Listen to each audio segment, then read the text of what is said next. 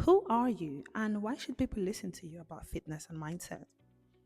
Hello, my name is Hosanna Manuel. My friends call me H. I'm from Equatorial Guinea in Central West Africa, the only Spanish speaking country in Africa. I'm a person who has overcome a lot of obstacles in order to be here today.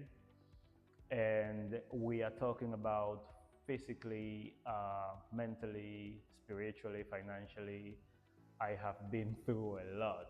And every single one of those obstacles taught me something. And now I'm only willing to teach other people all the things that I have learned throughout my entire journey.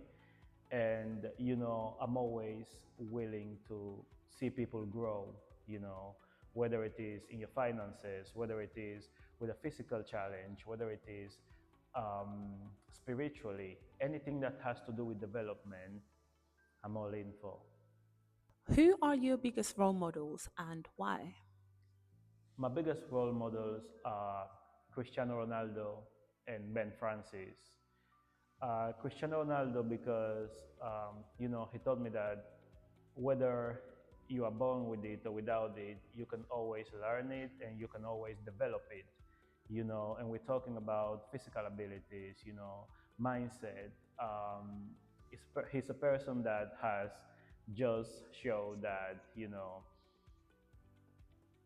discipline is everything. And Ben Francis is really interesting because I came all the way from Africa just with the dream of becoming part of the Gymshark family, and I started really learning about Ben Francis back in 2018. And he became such a big figure in my life. I started following him on Instagram.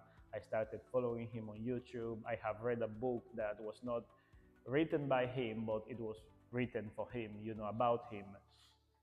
And being so young and being so determined, so driven, he started Gymshark when he was still going to when he was still attending uni. He was having a part-time job as a pizza delivery guy, and being able to just go to your parents' garage and just starting to build a brand at such a young age.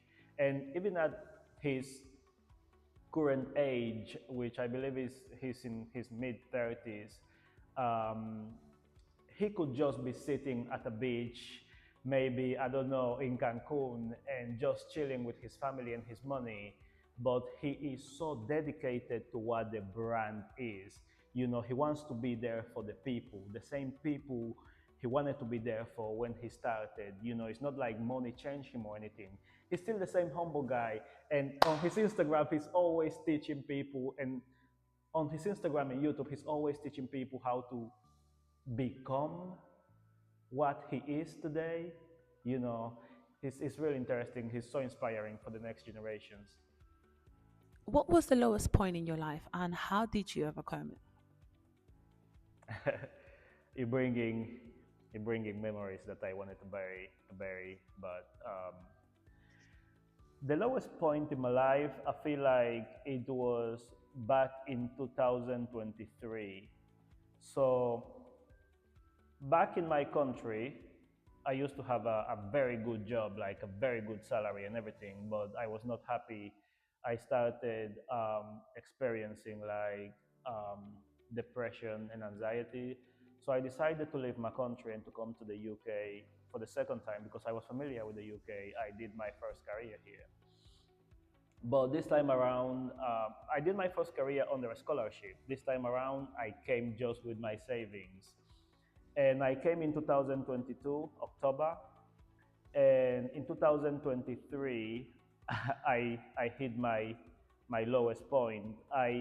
My savings were not enough because I came with the idea of studying aviation. So I was a commercial pilot student, and everything is really expensive as an international student. And even as a national student, when you're studying aviation, everything is really expensive.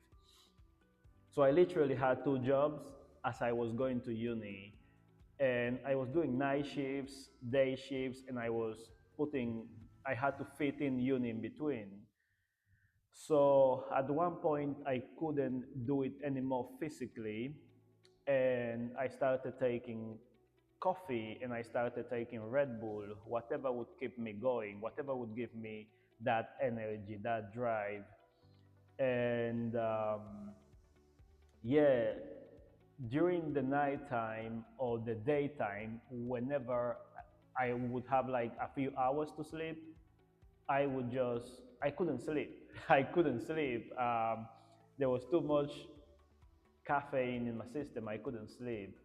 So one of my jobs was at a bar, and because I couldn't sleep, I started, taking alcohol in order to be able to sleep.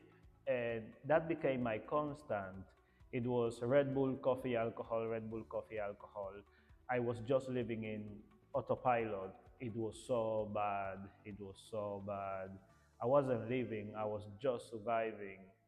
And how did I overcome that moment? I, I overcame this moment by I overcame that moment by falling in love with fitness. Basically, one morning I woke up with a message from a somebody that I know that I used to have a very good relationship with. And back when I had a good relationship with this person, they never actually exercised. And I did. I used to exercise, and that person used to be very lazy. Uh, so I woke up with one message like, "Hey, I just did my first 10K," and I was like, "How did that happen?" And basically, the person told me that they were training for like 2 months in order to be able to do a 10K, and they just did it. And I was like, there is no way that I have fallen behind. There is no way that I'm the guy who's now taking Red Bull, coffee, the guy who's taking alcohol, the guy who is not fit. There is no way. That same day, I woke up and I went to the park and I did a 10K. Absolutely no preparation, no training, nothing. I literally shocked my body. But that was the turning point because I fell in love with running, even though I hated it. And a few weeks later, it was the birthday of one of my best friends. She was turning 30, and I decided to start a challenge, a 30-day challenge in which people could choose different options between, personal, physical growth, financial growth, mental growth, spiritual growth, and just do it for 30 days consistently. And that's how my life changed. I ended up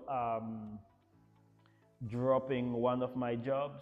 I ended up asking for financial help. I ended up asking the unit to help me financially because I just couldn't do it. And yeah, ever since that moment, I have just been consistent with the gym and with running. Why are you doing the Gymshark 66 challenge? I'm doing the Gymshark 66 challenge because I feel like that's a very great way to get into the Gymshark family, which is something that I want to do. Is one of my biggest goals. I really admire everything about Gymshark and everything about Ben Francis. So the Gymshark 66 challenge just gets me out of my comfort zone. I have never been a guy who creates content. I have always done the things that they do physically or mentally, but I haven't actually been able to record everything. And I was talking about Ben Francis earlier.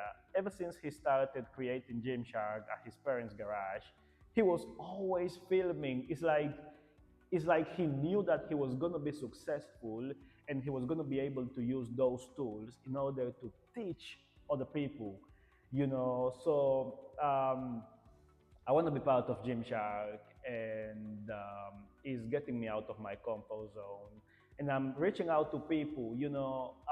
Sometimes you create content, and even though you spend so much time creating the content, you don't get as much results as you would think in terms of like views or likes or whatever. and you might be discouraged. But something that Gymshark 66 is teaching me is that even if it takes me a whole day to create something and to post it, and I only reach out to one person, if I'm able to impact that person and change that person's perspective or lifestyle, I'm happy. I'm happy to have made an impact. What are one of your biggest goals of 2026? Can I tell you two? Of course you can. I'm listening. Okay, the first one, which is happening within a month, is I'm running my first marathon. That is going to happen in Manchester on the 19th of April. And the second one is I'm starting a non-profit in order to help students and professionals that will actually take fitness as a way of therapy. Like it's very important for you to be able to understand that your mental health is directly connected to your physical health. So this is something I'm focusing on, like just bringing people together mentally and physically in order to be able to navigate through the difficult situations of life. What does running teach that you think life doesn't teach? I mean, running is part of life, first of all. So I don't know if it teaches something that life doesn't, but I know it does teach something really important. And it's the fact that it's a constant battle with yourself, with your mind. You are just in constant isolation with yourself, with your thoughts. And something really important happens when you're running. Yeah, it happens to me. I don't know if it happens to other people. The first 10 to 15 minutes are like really, really hard, and you feel everything. Your breathing is heavy, your body is heavy. You're just like trying to get out there, and in your mind you're just fighting like, why am I even doing this? What is the point? But then if you overcome the first 10 to 15 minutes, maybe even push it to 20, you get into what I call the zone. You just float. It's like you don't feel your body, it's all in your mind. It's like if you're able to overcome that mindset, if you're able to control it, you can run marathons, you can do triathlons, you can do anything you want to, you can be running for days, you know. And is the resilience, is the discipline. You don't actually need motivation because your motivation is based on feelings. But if you're disciplined enough to control your feelings, you're disciplined enough to control your thoughts, and you're able to overcome those first 20 minutes, you're able to achieve anything you want, anything you set up your mind to.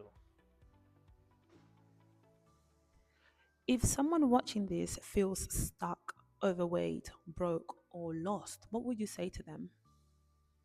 I would say to them that the first thing they have to do is to make a decision. People think running starts with running. Running actually starts with a decision. The decision to be better than yesterday, you know. And you make the decision and then you start. You have to start. A lot of people spend so much time planning and they think you have to have everything figured out. And this is something else that I learned from Ben Francis. He's always like, start, start, start, just start. You're going to figure it out along the way. Just start. When you start, make sure you surround yourself with people with similar goals. There is no point. Like, if you're in the wrong environment, you are not gonna get anywhere. Like, I have been to places in which people say that, oh, you wake up every day in the morning and you go for a run and you go to the gym. That's so stupid. Like, why would you leave your bed? And I'm like, wow. If I had like a weak mindset, that could actually, destroy me. But I'm like, I'm just in the wrong place. I'm just in the wrong environment. Like, when you surround yourself with the right people, people that want similar goals to the ones you want, you're gonna be able to push each other, you're gonna be able to lift each other, even when you're feeling low, because you're not always gonna be feeling strong. Even when you're feeling low, those people are gonna lift you. So make a decision, surround yourself with the right people, start, just start. Where do you see yourself and your community 5 years from now?